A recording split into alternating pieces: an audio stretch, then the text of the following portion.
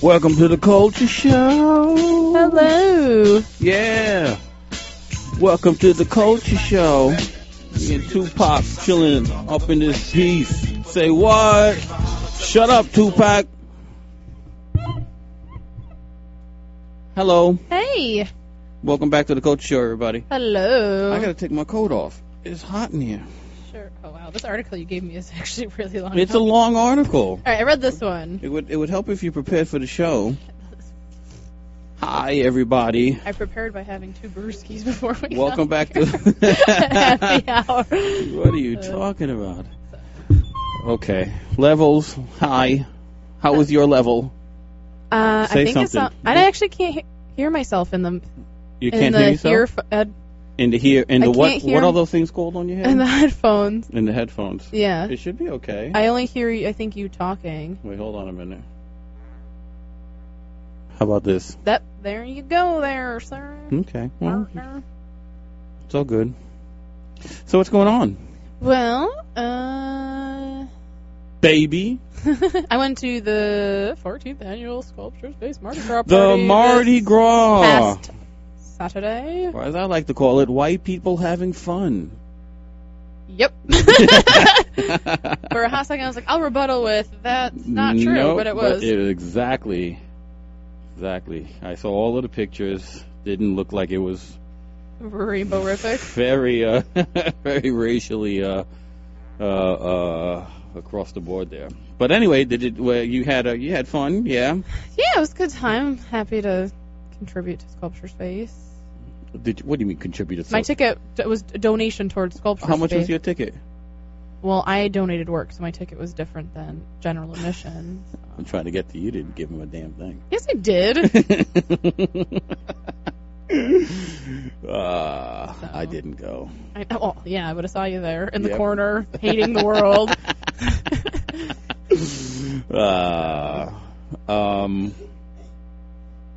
And we heard that the opening for the Kennedy. Oh, the Mark Shaw show? The Mark Shaw show at the museum was actually well attended, I heard. Oh, really? Yes, I did. Nice. Good for them. So, if they posted photos on Facebook, I would have known about that. Yeah, they don't, that's, what's that, with computers and stuff? Yeah. Yeah, no, I mean, they don't do that over typewriters don't post social media, so.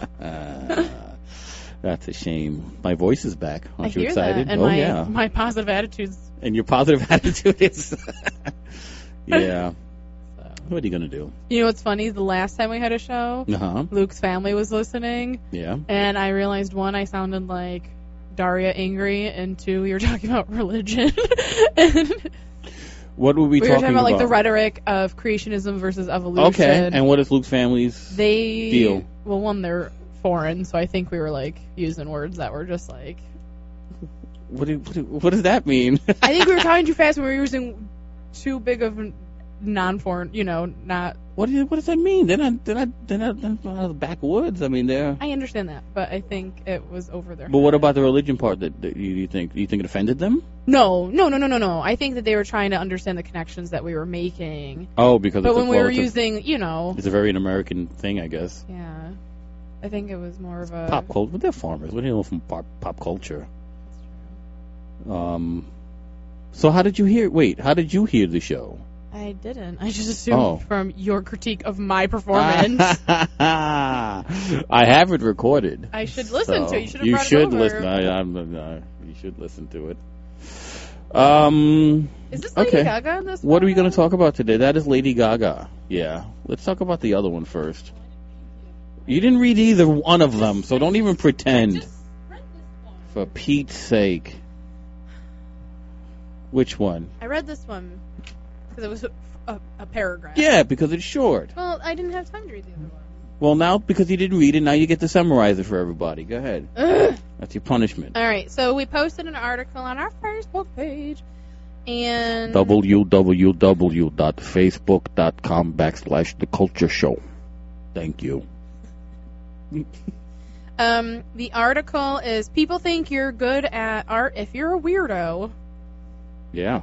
And it kind of talks about a study that they did where they casually They talked about Van Gogh's famous sunflower painting, and that in one group they didn't talk about how he cut off his ear, and then in the other group they casually, like just in conversation, talked about him cutting his ear off, and how people in that group ranked him higher as an art, like in their opinion of what art is, or they appreciated him more because he cut his ear off of whatever backstory they attributed to it. Yes.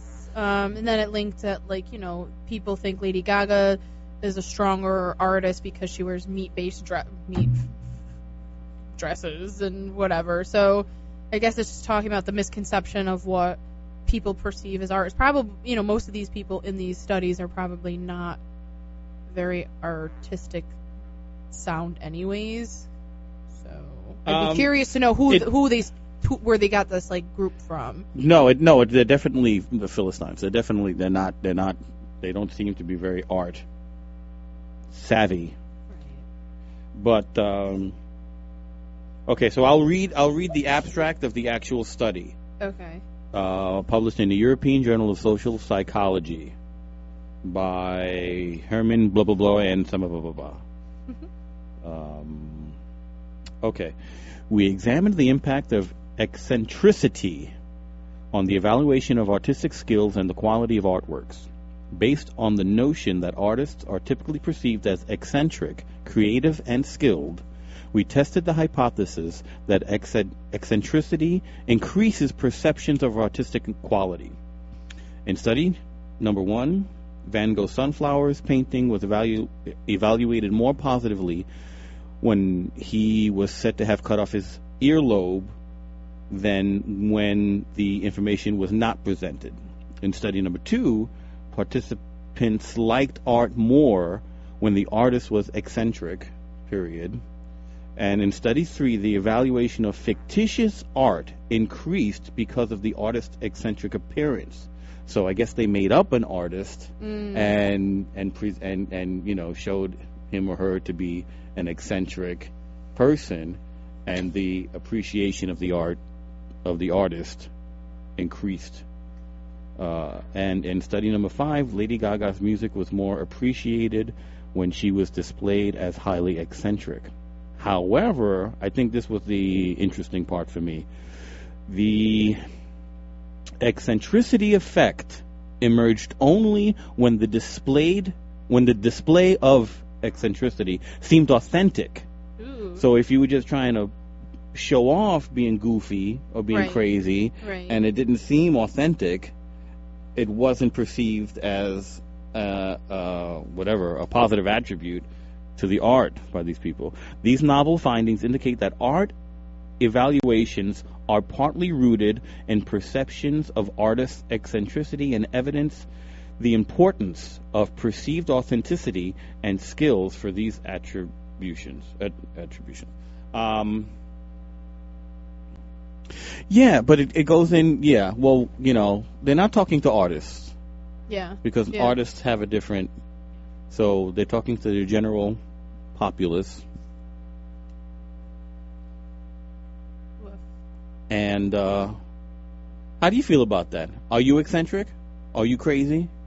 Do you think you have to be? You got to be wacky? My one of my favorite artists. Two of my favorite artists. Goya. Dali. Okay, Dali. And Frida Kahlo. Oh, those. Oh. Goya? No. Goya. No, Goya is. Okay. Well, he's not necessarily as outwardly eccentric. Right. Well, okay. As, Dali. It was purposefully. Right. As a matter of fact, I don't know how related. I guess it's totally related. He was ostracized from the surrealist group at the tail end of surrealism for being too eccentric and being too over the top. Right. Showing up in galleries wearing a cloak covered in sea urchins, and it was always about the spectacle. Yeah. Well, one of my favorite artists is Kusama, and I think she... How eccentric is she, though? She wears polka dots. Is that really... what's the level of... If you've seen her videos, I think they're Eccentricity. very eccentric. Uh-huh. I mean, they're very jarring and they're very intense and they're Or videos of what? Are they art pieces? they're performance pieces. Yeah. Well, those are performance pieces. Okay. Is that separate from the actual artist itself? Dali, Well, I guess Dali wasn't putting it forth as a performance piece. He was But putting that was it forth before as performance pieces that's were what he deemed was. as something. Okay. He could have been that could have been the prequel to performance pieces. I mean, if you're wearing he died to put a framework on his mental stability.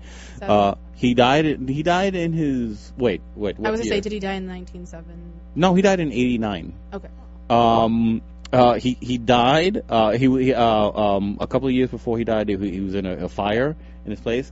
But he died after the fire. He created he didn't create it, but he got a phobia of swallowing.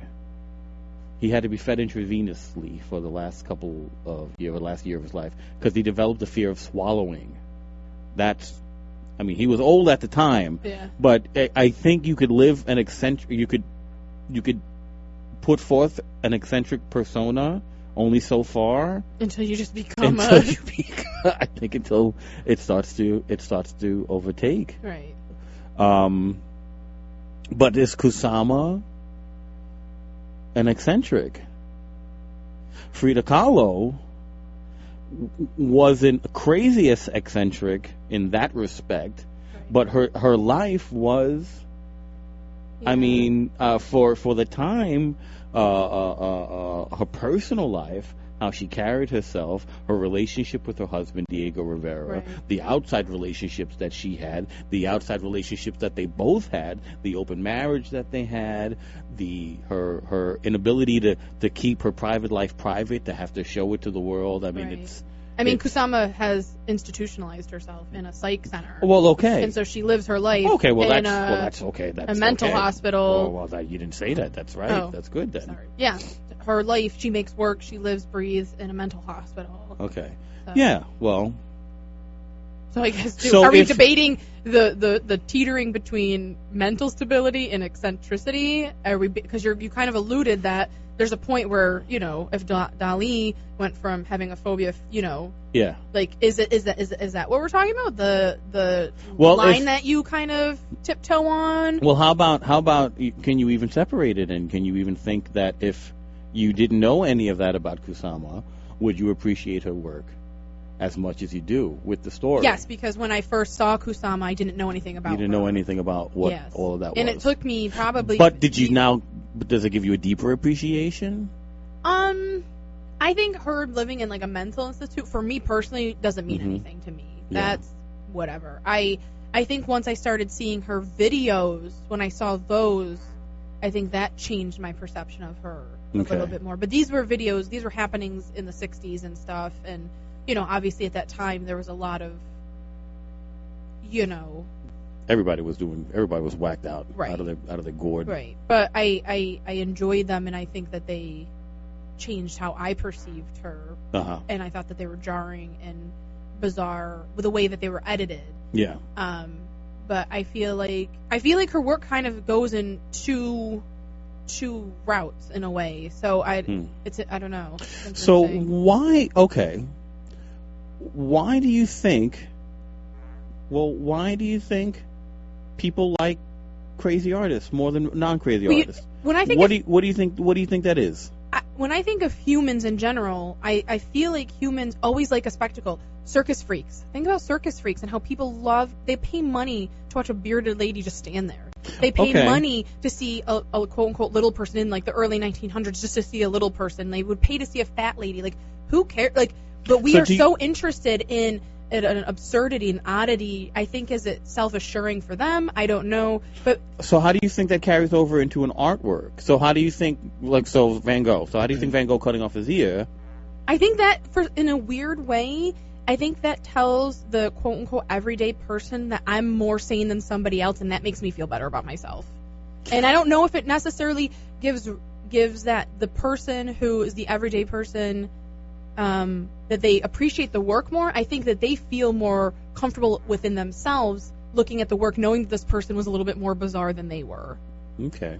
I don't know I mean, I haven't had time to really digest. This is something I'm going off the cuff with. Well, there is no whatever. Yeah. You know, maybe I'd have a different answer if I thought about it a little more. But I really think if you thought, no, you're making sense. Most people are very egocentric, and how do they feel about themselves in any situation, whether it's viewing art, viewing a circus performance, interacting with a group of people, interacting with your coworkers. You're always somehow thinking about yourself in a situation, how you feel. And I think that is a confirmation to that I feel more comfortable knowing that this person's stranger than me, and that gives me, you know. So to use the Van Gogh as one of the examples in the study, he's really the beginning of the tortured artist stereotype. The tortured artist that he was drinking turpentine. Yeah. If you watch movie Vincent and Theo, which I think is one of the best portrayals of Van Gogh in film, Tim Roth plays Van Gogh, however you say his name. Van Gogh. Van Gogh. I think it's got like that click sound. Yeah. Tortured.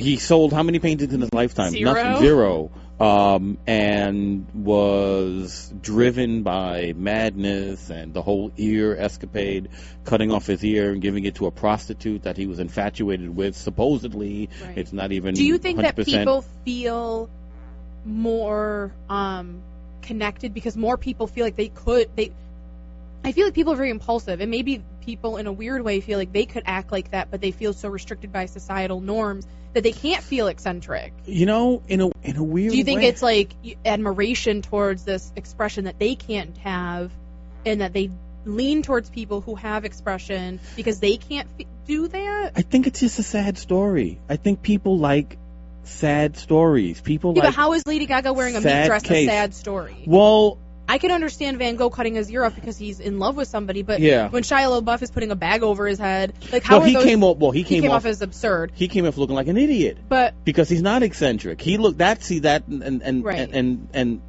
the entire social. Did you mention that before? So no. he showed up at what did he show up at? Not the Oscars, the Golden Globes or something. Doesn't it say? I think the Golden Globe. He's been trying to do more performances lately, and people are not receiving them well. He showed up at the Golden Globe with a paper bag on his head saying, "This is an art," or something. This is art. Well, first of all, I think what that is in my eyes, that if you're proclaiming it, this is art, and you have to proclaim it, then you aren't making art. That's a whole other thing. So he's trying to like bag of chips. But the celebrity media ripped him apart for looking like an imbecile, looking like a goofy guy. Just put a paper for attention. It didn't seem authentic. It didn't seem and that's what you tapped into. But I don't know if it's necessarily people feeling bad for like sad cases, because in reality, if you think about Dali, I mean, he's not coming around moping. He's like, this is me, this is who I am, and this is how I'm going to be. And no one's like, well, I feel bad for the guy. Maybe it's just a real reflection on our lack of understanding of anything artistic in this culture anyway. And just by the fact that they're goofy, it has to be okay because I don't understand it. There's a lot of the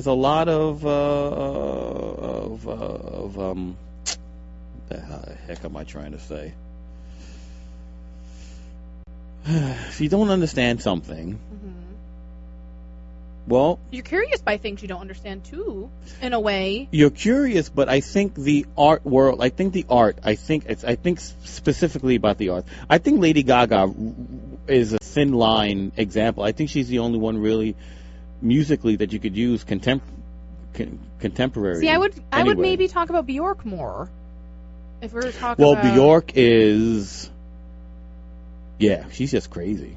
She's just Icelandic, though. That's not eccentric. That's what happens when you have a minute of sun a day. Exactly. No, she's just crazy. But if we're going to talk about musicians who have, kind of quote unquote nutty personas, I would give more credit to Bjork than I would to Lady Gaga. Well, that's because you appreciate the art of the music more than that. But I think that it has to do with that appreciation. That has to do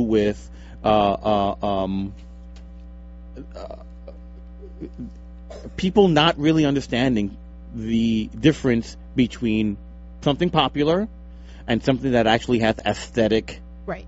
Well, that was the other thing that I was if they're talking about Van Gogh. Now, Van Gogh's a very accessible artist. He's on a calendar, he's on a mug, you buy him, whatever. Do you think if they put like a Rothko or a Kusama or something that's abstract, an abstract artist who also has this kind of eccentric I don't know. I don't know what this made up artist that they right, but do you was think, that work? Yeah, I think so. People would have a harder time relating because to me, you can appreciate just a genuinely pretty representation of sunflowers, but could I don't know. I can make a case that people can't. I can make a case that some of Van Gogh's most famous pieces are ugly. Yeah. I mean, they're not tradition. I mean, they're not. They have a brute force.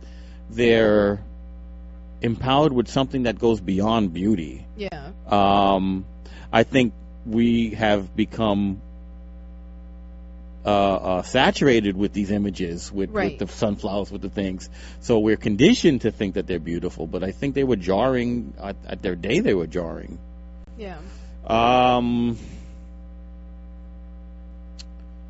But I mean, I don't think anybody understands what art is. Number one, I think in this culture today, nobody understands. That goes into this article. That goes into the other article. Right. No, that's. I remember reading the headline. I think that Sorry, guys. I swear I'm doing good. I'll be better at it. I swear. I think the divide between those who know about art and those who don't know about art is what this other article has likened it to, the 99% of those who have nothing, as opposed to the 1% that have everything. The whole culture clash, the whole disappearing of the middle class financially coincides with the disappearing of the middle class philosophically and in the rhetoric of our society.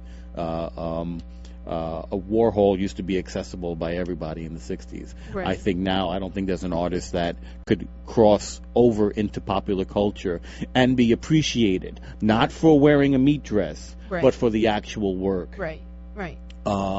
Warhol is a perfect example of being an eccentric person, because he was an eccentric person. Right. But at the same time, it was a simplistic thing that everybody understood. His art of the popular was something so base and simple you couldn't help but at least understand it. Right. But do you think that like, I mean, I feel like if we're going to talk about how do I remember this, like what I think about when I think about Warhol and that accessibility to maybe, when he used to have people sleep in his factory, he had movie stars, he had homeless people, he had transvestites. He had a plethora of people living with him, and it was accessible. It was tangible. Do you understand the word plethora? From the Three Amigos. I'm sorry. Oh. Go ahead. I think that nowadays that there's such a strong disconnect between that accessibility. That doesn't exist nowadays. You couldn't go up to any artist in a weird way. Like the other article we talked about like weeks ago, when just an average Joe kind of person going into a gallery, they instantly feel outed. They have to leave.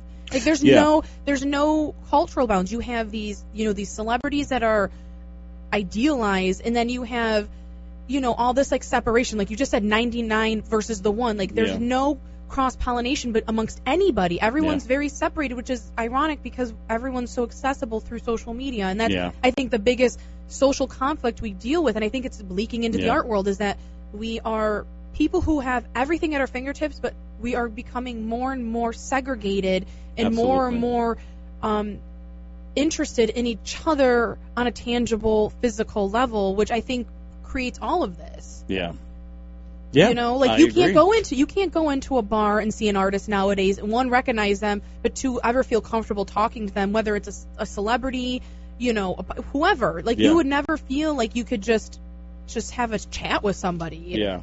And I think that creates a whole social dynamic where,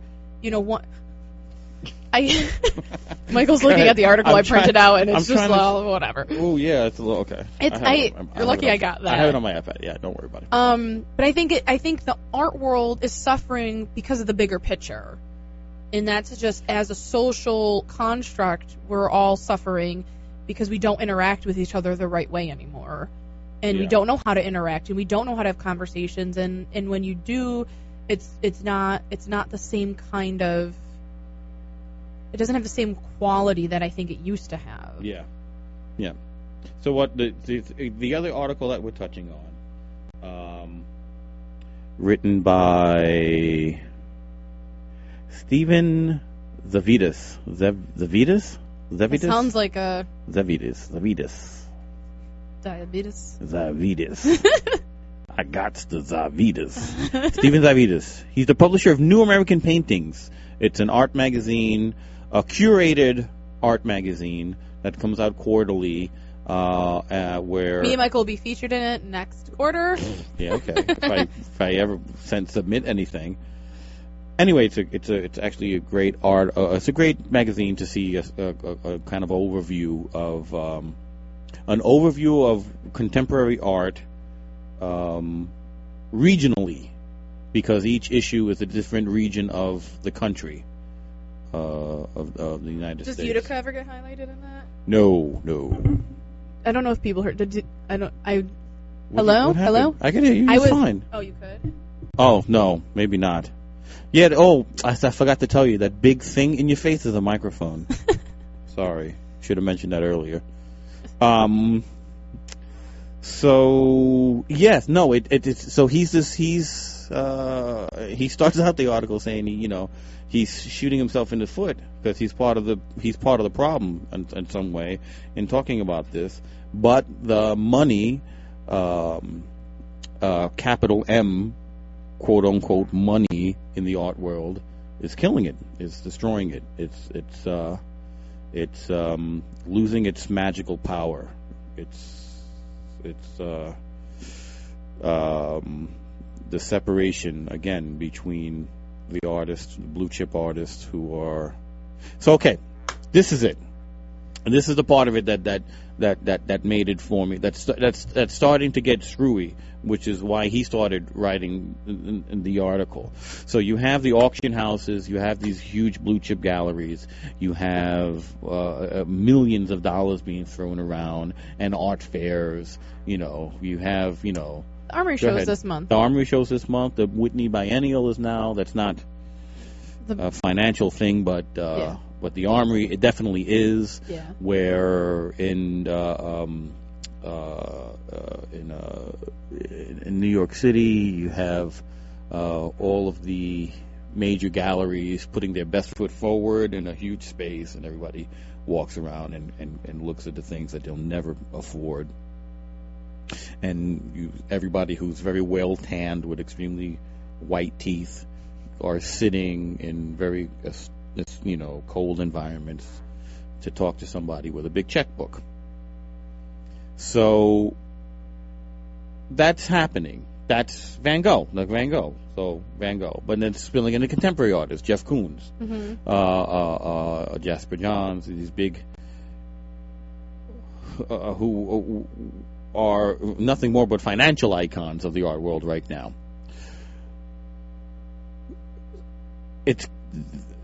The money now is starting to get to younger and younger artists.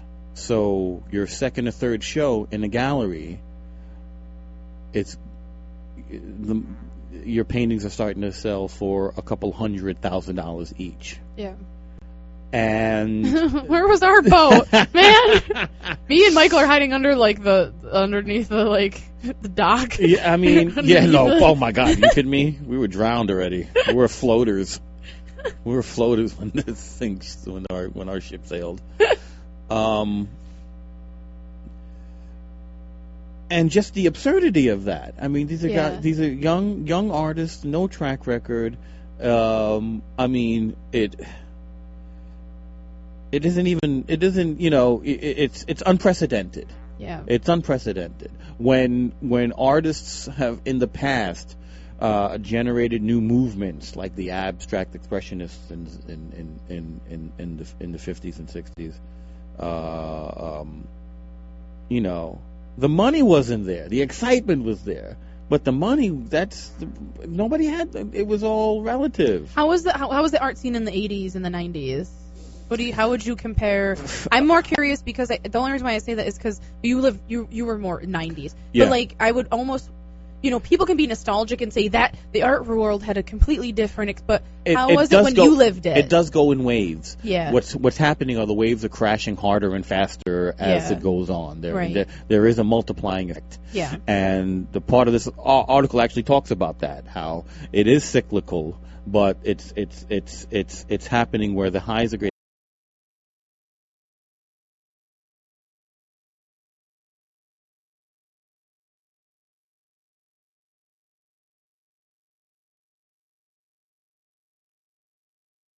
When the recession hit, when the recession hit, and closures were rampant in Chelsea and around all of these art galleries that popped up when the money was hot. Yeah.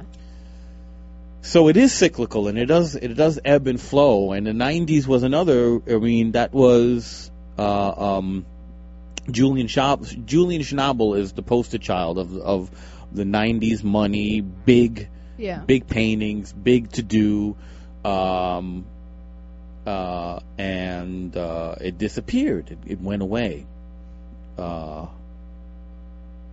So the dangers now of the money going to younger, unestablished art, it's good for the artists, but it's going to disappear. I feel like it doesn't create longevity for an artist. It doesn't create longevity for an artist. I feel like you're going to peak and you're going to drop, and it's like this like poof of something. It doesn't create substance for the art world. It's the old story of the market pushing value. The market is pushing what is being shown and what is being bought, what is being traded, what is being invested in, and what is going to be the next big thing. And the danger of that is that when the market disappears, what have you got left? That's, there was a couple of quotes from some people, but that's there. It's a big cleansing period. You see all of the Johnny come latelys and all of the get rich quick galleries fall to the wayside. Right. But it doesn't do anything. But do you think that with these artists coming in waves, and they're kind of like you said, they're becoming very hot and then they drop off the face of the earth? Don't you think that feeds into people's knee-jerk reaction just for liking something for a hot second and then forgetting about it, moving on? Like, I feel like it feeds more into people's current interest in just like being obsessed with something, letting it go, moving on to something else, and being obsessed with it. That would be. There's nothing about investing. There's nothing about exploring or understanding. It's like, okay, I like it for a hot second. Somebody told me to like it, and then I move on to something else because. But the problem with this, that is totally part of it if it trickled down anywhere close to popular culture. Yeah. If it trickled down closer to more people even seeing these people. Right. The point is that it gets sucked up into this vacuum of money, of this elitist art world phenomena, and there is no conversation about it. There's no conversation about it. Do you think that part of it has to do you think that there's more... Let's see. Do you think that there's more kids going to art school and then there's just more available? I mean, you have to think about education and the availability of education, which means that there's the availability of going to art school, which means that there's more, which means you just create white noise. Think about somebody going to art school 30 years ago, 50 years ago, 70 years ago. There's a completely different group of people who are going to college now, who are going to art school, which creates... think about an engineer. Yeah. There's so many engineers now that at some point they're obsolete. It's could it be like that for the art world, that there's just so many kids flooding? I don't think so. I'm just saying, I work in an art school. I work for recruiting, and there's kids who, you know what I mean? Like, they don't understand the end result. They want to go to art school because they have a talent in something, kind of. But I feel like, think about Pratt. But I think that's true with any. But that's what I'm saying. Yeah. Like with engineering, there's hot things. There's the accessibility to education, which means that there's more people able to go, which creates just white noise. Like it's just kind of. I don't think that trickles down to why my mother and anyone like my mother doesn't give a rat's tail about anything about art. Right. Where it's not culturally relevant. But I'm saying that the people, okay, so culturally relevant, I get where you're coming with, but I'm thinking about that kind of, that invested, whether you're, really wealthy person looking for like the next art person, like the next artist. Yeah. If you think about it, if there's not a flood of them because the accessibility to arts education isn't there, you can be an artist longer because there's no new waves, there's not as many waves coming into it. I'm not saying that this could be, I'm just thinking of the floods of people just, becoming artists and designers. I don't think there's that many. I mean, yeah, there's a lot, but I don't think there's that many. As compared to how many people there are. I'm just thinking in general, the accessibility to that is different than it was 50 years ago. No, I think there's no art in elementary, in schooling. Art, nobody cares about art. Nobody's not getting funding. Yeah. It's not getting public school funding. It's one of the first things to get cut. Nobody cares about it. It's not important. Yeah. It's not culturally relevant, and so couple that with we're getting off of this Occupy Wall Street, where it's now popular to hate anybody that's extremely wealthy. Right. So you have this divide against, now it's us against them. Yeah. So them are now this faceless embodiment of greed. And how they're willing to do anything for that money, and that's being now coupled with the arts. So now the arts that anybody who is not invested into art hears about is the fact that it's just another multi-million-dollar investment that has nothing to do with we don't care about the end of this culture. It's not important to us. Right. But it never really has been, traditionally. I don't think so. I think it has been. You think it has? Oh, I mean, World War II was not that long ago. Yeah. In the scope of things. Right. World War II was not that long ago, and where did all of the post-war art come from? Soldiers coming back, they were given money to do mural jobs. FDR put all of these things together for artists. It was important. Abstract there's a theory going around that abstract expressionism was funded by the government in order to put us on a cultural plane with Europe. Okay. That's different. That's different. So where do you think it changed? I think culturally in general, if you just want to clump arts in culture, I think culturally America's very gross. I think the pinnacle was the 60s. Yeah. I think when we came so far with the free love and free everything, and we came to some vortex of trying to everyone be enlightened and everything, I think the backlash was conservatism and greed and everything that's happened since then. I think that was the pinnacle. Because what came after that? Minimalism. Now, you want to talk about an art form that ostracizes the general public. What's the point of... There is no point to minimalism. So how's a suburban housewife going to wrap her head around, a piece of string on the wall? Right. It's that became now exclusionary, and now it's just a step of it. It was wrapped in a lot of philosophical talk, and if you were invested in it, it's actually very intellectually charged. But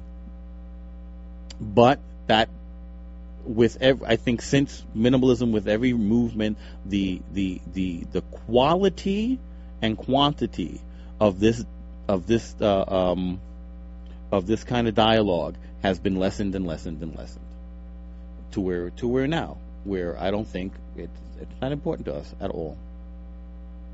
And how that changes, I don't know. The money has to disappear. That's a definite part of it. Well, I mean, to be honest, even and if the you language go back, and the language has to change. And a good thing for the arts is that schools are getting way too expensive. Nobody's going to be able to afford to go to school anymore. right. So that's going to even a lot of playing fields because they're not going to be taught the language that again separates those who want, those who know, and those who don't want to know. And you get the money out, and I don't know. I feel conflicted about that because I think about artists in general. Like if you think of Da Vinci, he was paid to be taken care of to do portrait. Of course, so money always corresponds with it. So I don't. They were the celebrities of their day. Right. He was the celebrity of their day. He was the height of their culture. You can't. But I think compare that to today's artists. I don't think it has any. I don't want to say that I don't think it has anything to do with greed. But I'm concerned with that word in a way. Like who you're bringing up were artists who were paid to take care of to make art for the masses. Yeah. They were making art for people. Michelangelo made the Sistine Chapel for so the Pope could show his power. Right. But also... But what about Swoon? I mean, Swoon makes art for the masses. She does beautiful graffiti pieces all over. Okay. And she shows in the Brooklyn Museum. But, I mean, it's all... I mean, there's... She's not necessarily a blue chip artist. I'm just saying, Yeah. like, I mean, if you're talking about that, but I feel like it not necessarily has to do with greed, but I think it has to do with the dumbing down of just humans in general. And then I think the people who see intrinsically the importance of it are unfortunately the people who have a lot of money and buy it. I feel like you don't think so. No, I don't think so. I think part So what you said a suburban housewife. To me, a suburban housewife is low middle class, right? They're not obviously living in a penthouse apartment. I was raised upper lower middle class. Upper lower middle class. All right. Ooh. But I'm thinking about who we're kind of targeting, and it's we're not talking about a woman or a man who lives on Fifth Ave. We're talking about me and you. And I think that when we think about people in our class grade, they are uneducated. They don't care. But you know what? Somebody who has money, who has time to invest, and I mean not money, invest time to invest. They go to a gallery because they have the luxury to do that. Yeah. A suburban housewife has actually the luxury to go, whether it's taking her kid or taking herself, but she chooses not to go because she wants to get her nails done. So what's your point? The point is that I don't like the idea of it being money, like rich versus poor. It has to do with... But this isn't the money that I'm talking about. When you say greed, what do you mean then? Because I'm thinking is that you're talking about some elitist poopy head... See that? You see? I caught myself, Doug. I caught myself. You did it. You survived. But I think about like that. I don't particularly like the idea of targeting a group of people for... I'm not saying that what they're doing is right or wrong, but I just don't like that kind of... Read the article. All right. Find out where that the money is moving. When money moves, even if it's with all good intent, but when money moves aesthetics, it's tarnished. It's not. That's not an appreciation. It's a product. And there's a whole different conversation about our capitalist mentality and how it's full of garbage and how it's tainted from the beginning. But when I say greed, I don't mean it to necessarily be greed for its own benefit, but greed because there's nothing else there. It's all about... So it's gluttonous. More gluttonous. Okay. Yeah, more gluttony. Yeah. Okay. I think that... Because I'm assuming, like, when we talk about something like that, people assume greed equals, white man who has lots of money who is, whatever. Like, I don't... Yeah, well, there's white men who have lots of money. Well, there's a lot of people who have lots of money. Who are buying up these artists because they're investments. You see, the main problem is we could debate what they're doing at the top half, right? And we could talk about what we're doing at the bottom half, the housewife, what we're doing here right. with no money. There is nothing in between. There are, a couple of Brooklyn galleries who's. Alicia just wrote, "This is a good radio night." Oh, thank you. Thanks, thank you, Alicia. Alicia. Thank you. Alex has not made a comment at all tonight. Is that? I haven't talked to Alex in a couple of days, since yesterday. Oh, okay. No, did I talk to him yesterday? You probably no, I talked don't to him think I this talked to him morning. yet. No, I didn't talk to him. Yeah, right. Alex, hi. I did talk to him. He may not even know. Sometimes he forgets. So if he's there, hi. I've never been a fan of targeting specific groups, of whatever kinds they are. I've never been like a fan of targeting things. And I always want to look at what do you mean by target? Like I think it just seems like my thing is that we're talking about a group of people at the top manipulating and changing the art aesthetic, but at the same time, how is the group at the bottom not doing the same thing if they're not? It's. So you want to blame? I want to blame everybody. Okay, it's everybody's problem. It's not just the people at the top. It's everybody. It's from education. It's from politicians. It's from these housewives that we talk about. It's from you. It's everything. When you start talking about Da Vinci and what they were doing to pay the artist, but I'm saying, and then give the altruistic benefits of someone who has the ability to go, who has the free time, who has the time to educate themselves to the bigger issues and to appreciate art. My point is that money always drives artists because. I just turned your mic off. Oh my God! Let me get my point out. What is your point? Because then you don't understand my point. No. Wait, you don't know what I'm going to even say. Right, go. First of all, we're supposed to end this show 6 minutes. Well, you're the one that can't shut up.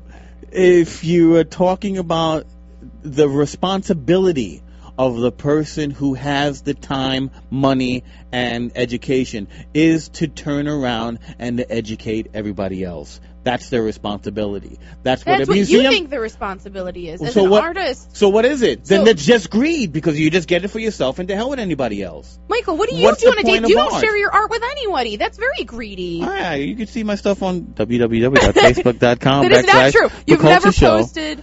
You could link to my stuff though. You've seen my stuff, but what does that have to? But no, I'm not one of the persons with money and free time, and you're not. I'm talking. But you're talking about an artist. I'm talking about the person that you were just talking about. Okay.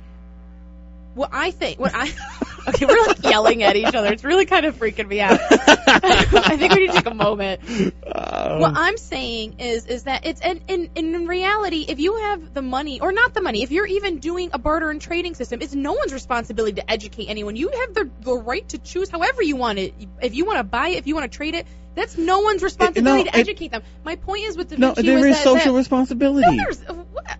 No, you don't have any, and that's why everything is screwed up. That's the point. That's why. Because nobody thinks they should educate anybody about anything. My point. Why are we here at this radio show? So me and you can bond. No, okay, there's two sides to that. One, the person who buys the art has the choice to do what they want. If they want to keep it for themselves, if they want to invest in it, whatever. But then there's also the person who, if they want to choose to educate somebody with it, like a swoon, if they commission an artwork or if they whatever, that's fine. But my point with Da Vinci is that somebody from the top had to pay him to thrive. And absolutely. And that's my point, is that everybody in that society benefited from that. Here, nobody benefits when a painting changes hands for hundreds of millions of dollars. I get the auction house benefits, the gallery benefits. Okay, I get that. Okay. What I think is garbage is the artist not setting the standard for their own work. That's why if you're an artist, but if you buy the piece, that's your property, and if you want to keep it for your house, but as an artist to artist, I think if you want to educate and promote yourself and to it's not an artist's job to educate. It's not an artist's job. Artist makes the work. Dealers, curators, museum owners, big collectors. It's their responsibility. It's not just all for personal gain. It isn't. Art is for everybody. That's, if you want to talk about utopian situations, isn't that what we're trying to aspire to? You see, when you got nothing to say, now you get a nasty look on your face. I feel conflicted about that because you feel like that when you enter the art world, you have and I think that's who's you? What is it you that you're using? You, Michael. Me? You're saying that when I'm an artist. I make the art. Okay. Okay, that's my role. Okay. What's the curator's role? To show the work. To who? To the public. What public? The people who want to see the show. So whoever that public is, it could be a wealthy person, it could be a poor person. It's whoever who chooses to inform themselves. Yeah, you would like to think that we are all self-governing and handle things ourselves, but it's not. Okay, so then the difference. So then it's not. Where the issue really lies in what I am interested in, then if we're going to talk about this so passionately. See, this is this is the scenario that you're setting up. That culture is only pushed by an individual's decision. Yes. That's a lie. Why? Because that's a simplistic view. That's a simplistic view of what we are exposed to, and I'm not saying it happens, but that's my view. I know, but it's a simple view. It's not. But then you're saying that it's you're I'm kind of communistic. Much more, it sounds like communism to me when you say that it's everyone's role to educate everyone. No, it's not everyone's role to. It's not everyone's role. It's the top. The top has to go down. So say if somebody if the top doesn't go down, it doesn't cultivate growth. It doesn't cultivate change. It doesn't cultivate the system to renew itself, and that's the problem that we're in right now. There is nothing fostering anything to move forward to. It's stagnant. It's dying. It's a lot of money, but no soul. That's the problem. On that note, I don't think me and Michael have ever debated this heavy before. Don't answer the phone. It's Alex calling. No, this is inappropriate. I don't care. Okay, this is exactly why Michael's debate yelled at me. He's rather take a phone call than actually finish the debate. Oh, well, I'm on the air right now. I'm taking a phone call on the air. Because he's a jerk, we're done. And I'm not talking anymore. This is very unprofessional. It's very unprofessional of me. I don't know why you just don't marry each other. Are you okay? Ellen's calling me. I'm taking a phone call. I'm taking breaking news. Hi, Ellen. Wait. Go ahead. What's going on? I know. How ridiculous is that? We're having a heated debate. Hot off the press. Wait, no. This is relevant to the show. He is a socialist. I get that. Go ahead. And I'm very upset by it. I don't know, because he has self-loathing issues. Alex says he's not 100% sure whether or not it's because that he's not listening to the show, but this is the best show that you've ever had, Christina. This is what Alex said. All right, Ellen, I can't concentrate. I'll talk to you later. I'm gonna go. Okay, bye. But he is a socialist. Michael's a socialist. All right, bye. Ellen says that you're a socialist. Yeah, and Ellen knows a lot about art. Thank you for the card, actually, Ellen. That was very nice of you. Ellen said we sound good on the radio, too. So.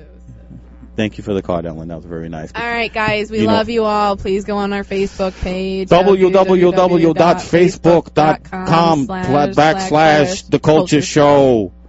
WPNR Radio, Utica College Pioneer Radio. I think me and Michael aren't friends anymore, by the way. That's my last fillet of fish that I will ever have, because I love you, Christina. I love you too, Mike. Okay. Bye. Goodbye, everybody. Next week, all.